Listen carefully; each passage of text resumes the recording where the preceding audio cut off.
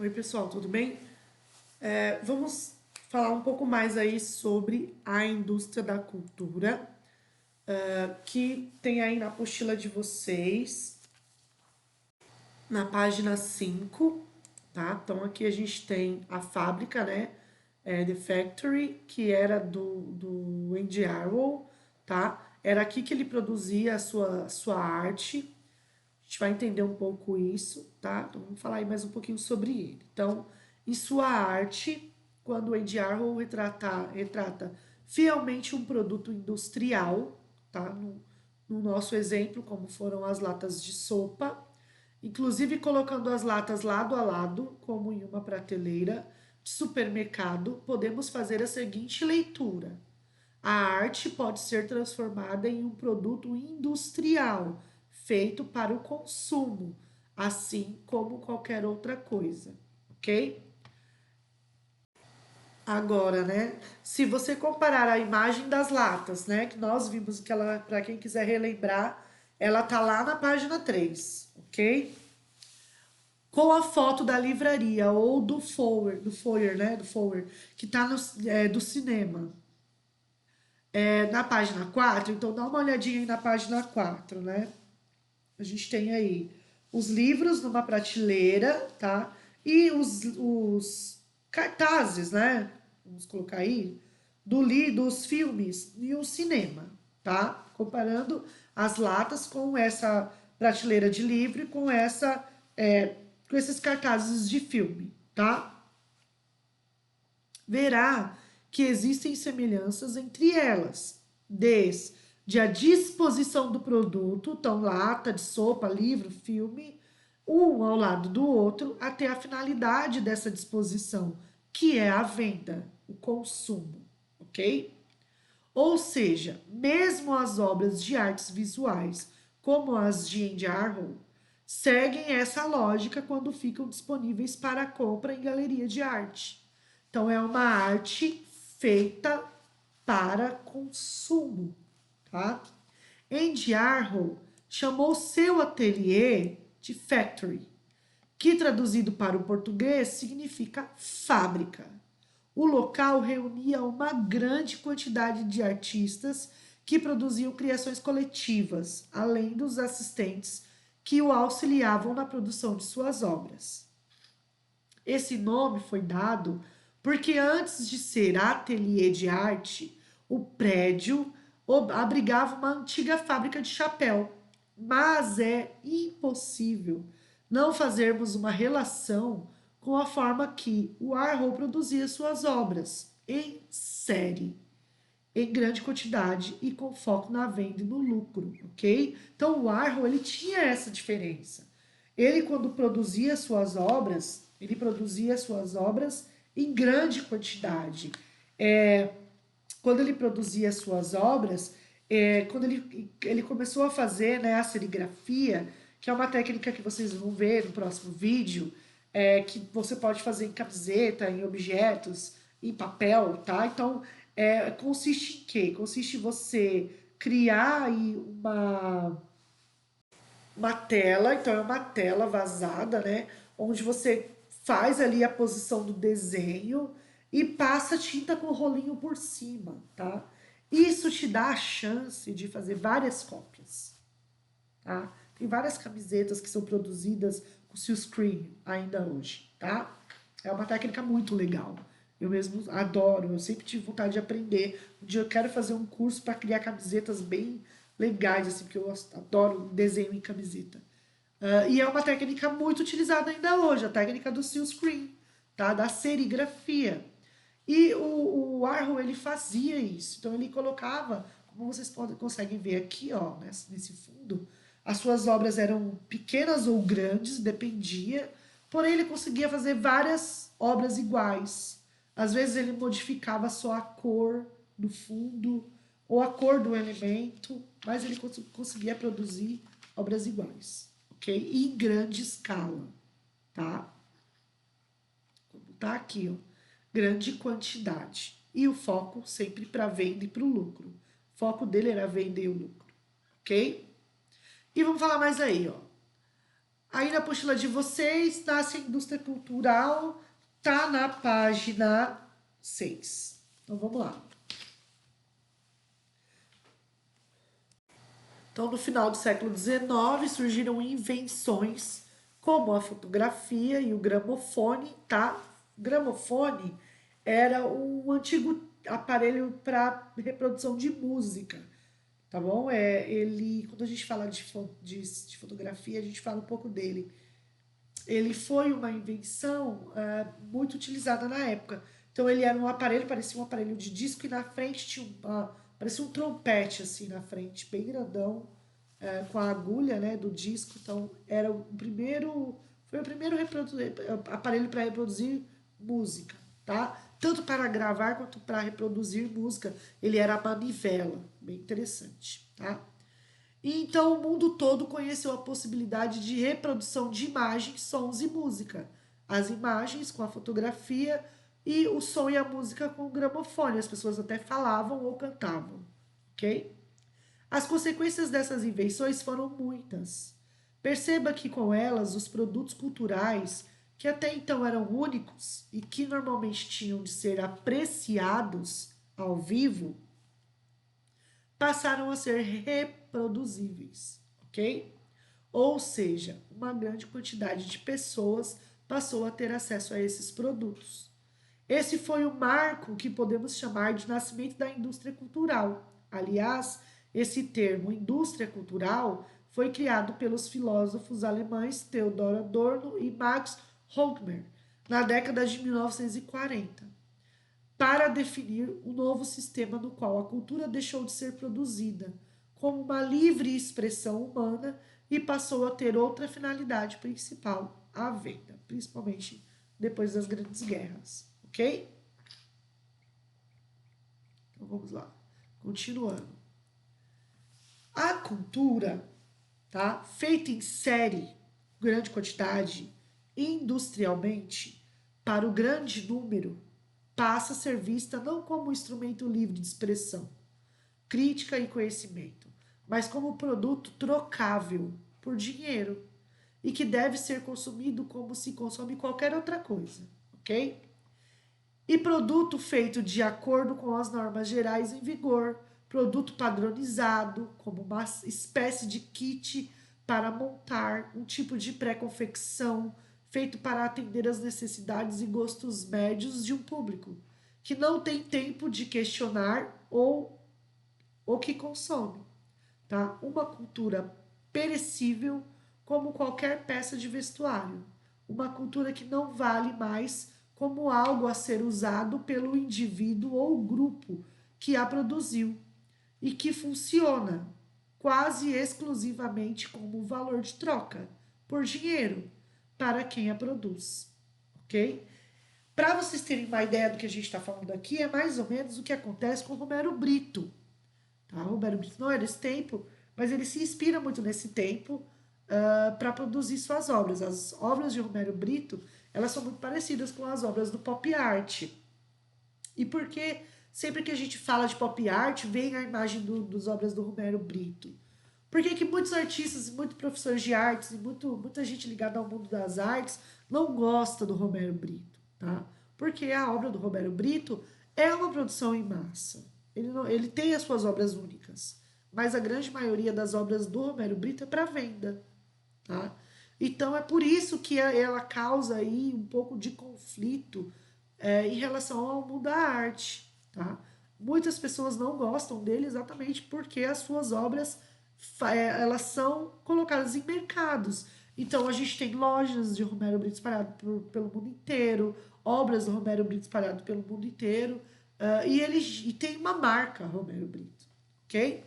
Porém, isso é um gosto, gente, não é um padrão, não é colocado aí como algo certo ou não, correto ou não, idealizado ou não, tá? É um gosto. Eu, por exemplo, particularmente, gosto da obra do Romero Brito. Eu acho uma forma bacana de chegar às pessoas, entendeu? Levar arte para as pessoas. É claro, base de troca, tem o dinheiro, é um valor muito alto. Não pensa que é barato ter Romero Brito. É caro ter Romero Brito. Assim como é caro ter qualquer outro tipo de arte, ok? Assim como é caro você ter uma obra da Tarsila, assim como é caro você ter uma obra de Pablo Picasso, assim como é muito caro você ter uma obra do Andy Warhol. Existem essas obras para venda? Sim, em grandes galerias, tá? Existem grandes leilões. Você pode ter uma obra, desde que você tenha condições financeiras de adquirir essa obra.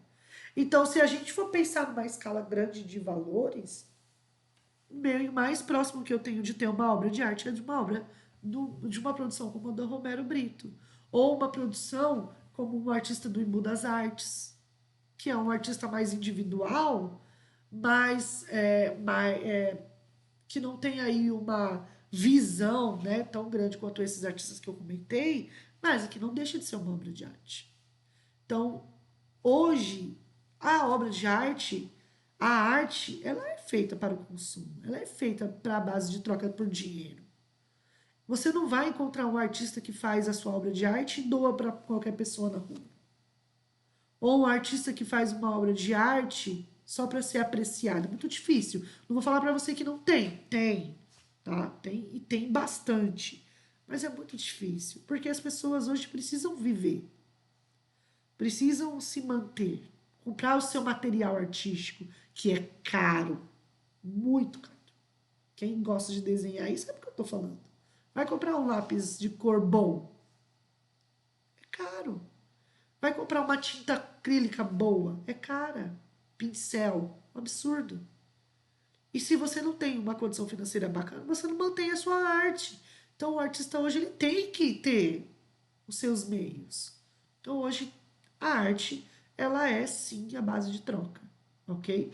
É claro, se ela é dentro de um consumo, se ela é dentro de uma ideologia, aí é outra história.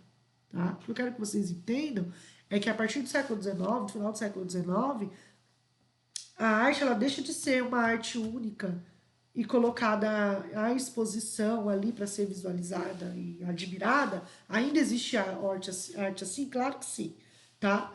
Para ser uma arte produzida em massa. Tá? E isso fez com que a arte chegasse a mais pessoas. E vamos assim falar, pessoal, que os artistas, por exemplo, do Renascimento, Michelangelo, Donatello, Rafael, Leonardo da Vinci, eles ganhavam pelas suas obras. Pensa que não, eles ganhavam sim. Muitos era a igreja que bancava. Eles tinham que se manter, era o trabalho deles. Ok? O que nós estamos falando agora é da produção em massa. Então, é diferente de eu produzir uma obra como Davi, de Michelangelo, ser única, e colocar à venda e ela ser aquela única obra, do que eu produzir 10 vezes o Davi e colocar ele à venda. Então é essa a diferença, ok? Então, muitos artistas que fazem obra de arte em massa, né, que reproduzem várias vezes, eles normalmente numeram essa obra, eles colocam a data, eles colocam a numeração, obra 1, obra 2, obra 10, obra 220, tá? E aí assina para ter uma validade, um valor artístico de obra, ok? E quando você adquire uma obra dessa, ela tem aquele número, aquele registro, aquela obra patenteada e tudo mais. Você está adquirindo uma obra de arte, porém você sabe que é uma obra em massa. Você sabe que você pode encontrar essa mesma obra que é sua na casa de uma outra pessoa, porém a numeração ela vai ser diferente da sua, ok? E também tem aquelas obras que são reproduzidas de várias formas, como por exemplo são obras reproduzidas através de máquinas, como as grandes impressoras, tá? Então a gente tem toda essa visão, ok? Nós podemos chamar de cultura de massa os produtos que são fabricados nessa indústria cultural. Isso porque eles são criados por alguns grupos de pessoas, mas destinados ao consumo de multidões, visando principalmente ao lucro. Por exemplo, os folhetins estão entre os primeiros produtos da cultura de massa, e as novelas televisivas que as pessoas consomem atualmente são derivadas deles. Então, os folhetins, as revistas é, de moda, tinha as rádios novelas, né? Agora as novelas, as séries, que também são moeda, né, de troca. A gente sabe que parou de produzir tal série porque o grupo tal não quis vender uma parte, não quis vender, né? Então vocês sabem disso muito mais do que eu. Então hoje, produção em massa, cultura de massa, ok? Beleza? Bom, e aí, é claro, nós temos a nossa atividade antes do trabalho, ok? Vai ser um pouco trabalhosa? Vai ser difícil, professora? Vai. Mas a gente tem que fazer, gente, é uma coisa legal. Vocês vão gostar, vocês vão ver. Eu tenho como falar de pop art e não fazer atividade diferenciada. Impossível, tá? É impossível. Porque pop art, ele abre pra gente uma gama imensa de coisas que a gente pode criar. É muito atual, é muito legal. E dá pra criar objeto, dá pra criar desenho, dá pra criar pôster, dá pra criar é, quadro, dá para criar aqueles quadrinhos de enfeite, dá para criar porta-lápis, porta-copo, dá para criar inúmeras coisas, inúmeras. Eu estou dando algumas possibilidades para vocês, aproveitando aí que a gente está em casa. Né? E você pode criar para você pode criar para vender, também ter o seu lucro. Você pode criar para dar de presente no aniversário de alguém, no Natal. Aproveitar que a gente está todo mundo aí mesmo, né, com aperto. Você pode criar para você enfeitar o seu quarto. O pop art é hiper atual e dá pra gente usar com muitas coisas, ok? Hoje, a nossa atividade de hoje vai ser bem dentro disso, vai ser uma criação de objeto, ok? Vamos lá. Renato Russo, maravilhoso, Legião Urbana, em sua música Geração Coca-Cola, afirma que, desde a juventude, o ser humano é guiado ao consumo de produtos enlatados. Hoje, nem tanto, aqui no Brasil, mas nos Estados Unidos é comum, tá? Muitas coisas enlatadas, carne, feijão, ervilha, arroz, tudo que você imagina enlatado. Aqui no Brasil a gente tem potes, né, de plástico. Então a gente tem queijo, a gente tem muitos produtos que são colocados em potes de plástico ou em caixinhas de papelão. Não é verdade? Tá? Na conjuntura, vê-se que a canção exprime a realidade contemporânea, com o capitalismo criando uma busca desenfreada por alimentos industrializados, muitas vezes nocivos à saúde. Tal problemática apresenta raízes na influência da indústria cultural e na rapidez do cotidiano. Então, hoje, é muito mais fácil pedir um iFood do que ir lá para a cozinha e fazer a comida. Eu sei porque na minha casa também acontece isso. É muito mais legal, é prático. Eu pego o telefone, vou lá, escolho o que eu quero comer e 30, 40 minutos está buzinando no meu portão, eu vou pago. Às vezes eu já paguei pela internet, eu vou e consumo. Então, essa cultura em massa, ela está enraizada hoje. Ainda está enraizada hoje. Quantas vezes você pede comida na sua casa na semana? Quantos objetos ou quantos produtos você consome todos os dias? Se você fosse juntar para mim em uma semana todos os produtos que você consome, a sua sucata, então a lata, a garrafa, a caixinha, o saquinho, quantos produtos você acha que você teria? Você juntaria? Consumo seu, não familiar, seu. Acho que mais de 5, provavelmente. Ou mais, de 10. Não é verdade? Porque consumimos, somos consumistas. É impossível não ser na nossa conjuntura de vida de hoje. Dá para ser diferente. Muitas culturas estão lutando contra isso. Lá na Inglaterra, por exemplo, tem algumas lojas que são bem interessantes. Eles produzem, por exemplo, eles vendem tudo que uma farmácia vende. Tudo que uma perfumaria vende, desculpa. Então eles vendem hidratante, creme para cabelo, creme de barbear, gel, sabonetes líquidos, sabonete íntimo, condicionador, perfume, espuma de barbear, tudo que uma perfumaria vende. Porém, você tem que levar o seu frasco. Você leva o seu frasco de vidro, tem que ser de vidro, limpo, Você leva o frasco, eles colocam dentro de uma esterilizadora, aí aquilo gira, esteriliza com álcool e tal. Aí ele coloca lá dentro do, do local onde tem, por exemplo, tipo uma torneira, sabe? Ele encaixa lá o vidro e aí ele enche aquele vidro da quantidade que você quer do produto. E aí você leva, ele põe um rótulo no seu vidro e você leva para casa o seu produto. Chegando em casa, você consome seu produto. Quando termina, você volta com o mesmo vidro limpo e compra o produto novamente. Você não utiliza embalagem. Ele é mais barato, porque a embalagem é sua, e ele não agride o meio ambiente. Então é muito interessante.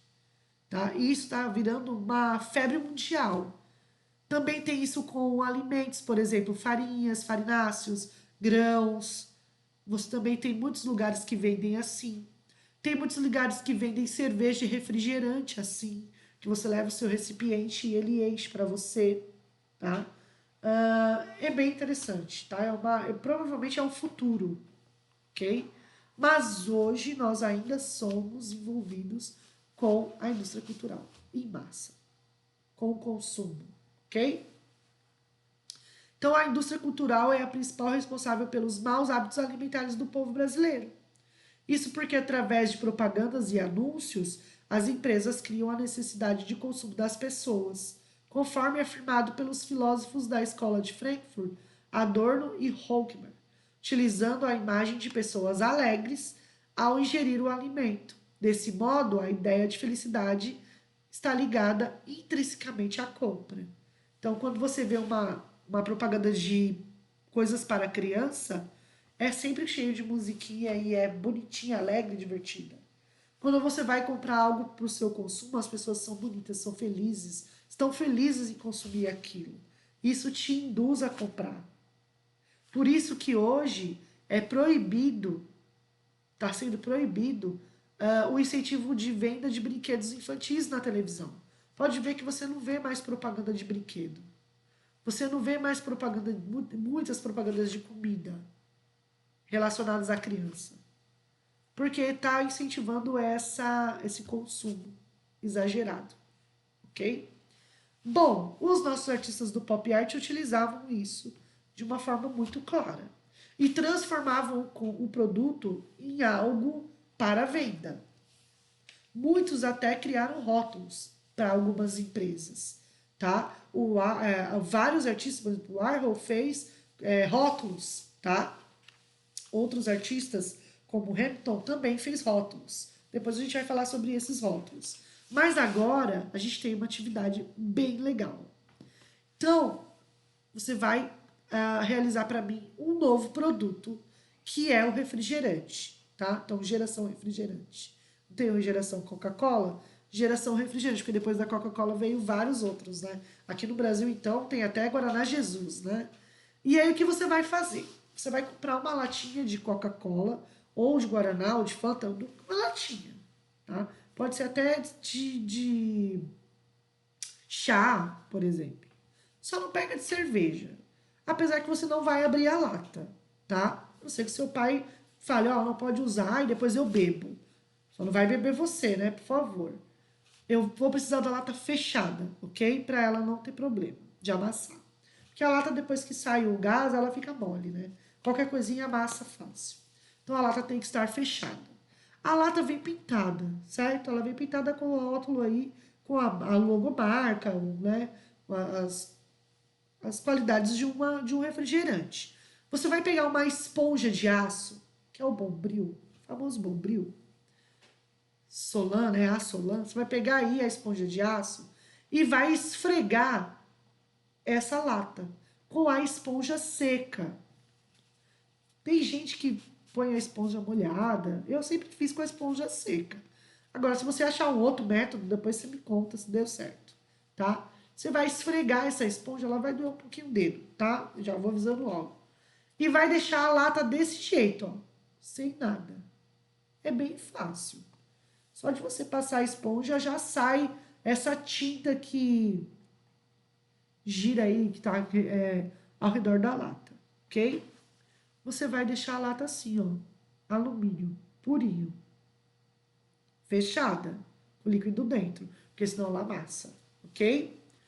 E aí você vai pegar um papel sulfite, vai medir o papel sulfite ao redor da lata, então vai esticar ele, vai medir, pôr em volta da lata, cortar para ficar certinho grudadinho, tá? Antes de colar o novo rótulo, você vai criar um novo produto.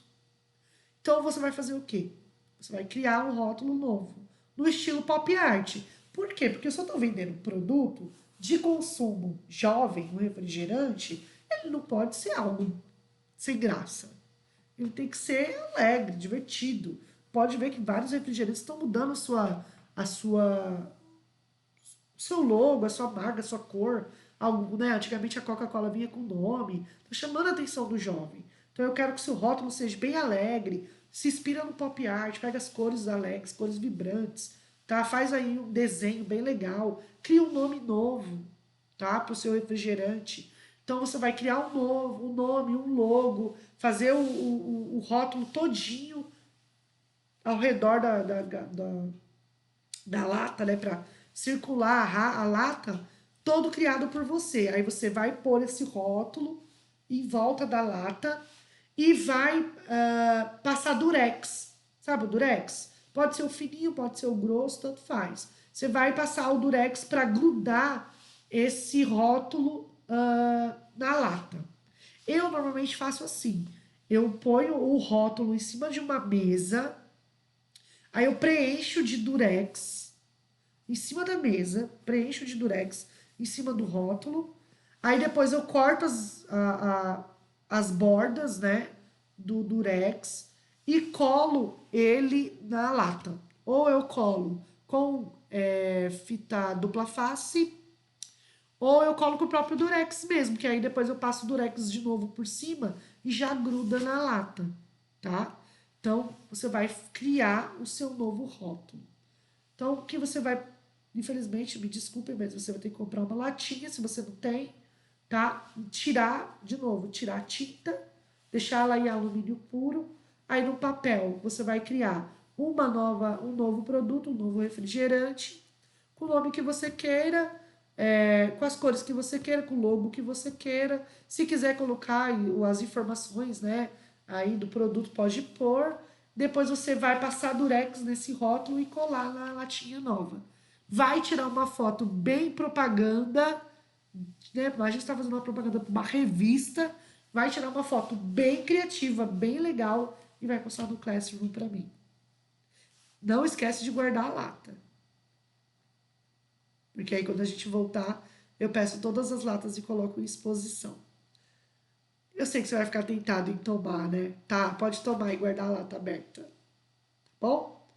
E aí, eu quero ver essas atividades, eu quero ver essas latas, né? Esses novos refrigerantes bem legais postados no Classroom. Vai ser bem divertido, ok? Não é o nosso trabalho bimestral, gente. A gente tem aí, ó, é o bimestre inteiro falando de pop art. Então a gente tem tempo para fazer bastante coisa. Vocês falaram que a gente estava fazendo arte prática, agora nós estamos fazendo. E vocês vão gostar. É bem legal. E fica bem bonito, fica bem divertido. Se divirta fazendo. Tá bom? Então, um beijo, pessoal. E até a próxima aula. Beijão.